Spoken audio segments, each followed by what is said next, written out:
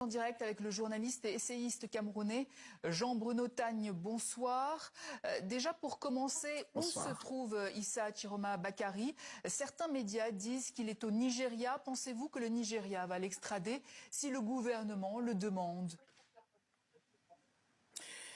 Effectivement, certaines sources indiquent que Issa Chiroma serait au Nigeria, dans l'état de l'Adamawa, où il se serait réfugié.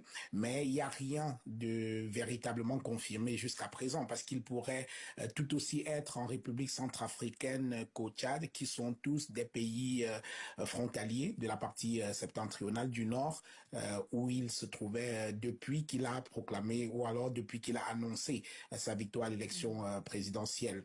Alors, il va être difficile pour lui de continuer à revendiquer sa victoire à partir d'un territoire voisin du Cameroun, ce qui pourrait être considéré comme un casus belli par les autorités de Yaoundé. Donc, et on se rend compte par le passé que chaque fois que les autorités camerounaises ont demandé qu'un Camerounais soit expatrié, soit rapatrié du Nigeria, cela a été fait, on l'a vu avec les leaders sécessionnistes. Donc, est-ce que ça pourrait être le cas pour Issa Chiroma, à moins d'avoir des appuis véritablement solides là où il se trouve? Si jamais il est à l'étranger, ça va être assez difficile. En tout cas, l'appel à la désobéissance civile a été largement suivi dans plusieurs villes, dont celle du nord du pays, de l'ouest et des régions anglophones.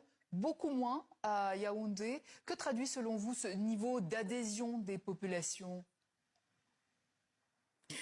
Alors, il faut savoir que la ville de Yaoundé, chaque fois qu'il y a une crise politique au Cameroun, a presque été sanctuarisée par des propos de Paul Biya qu'il avait tenus au début des années 90 quand il disait aux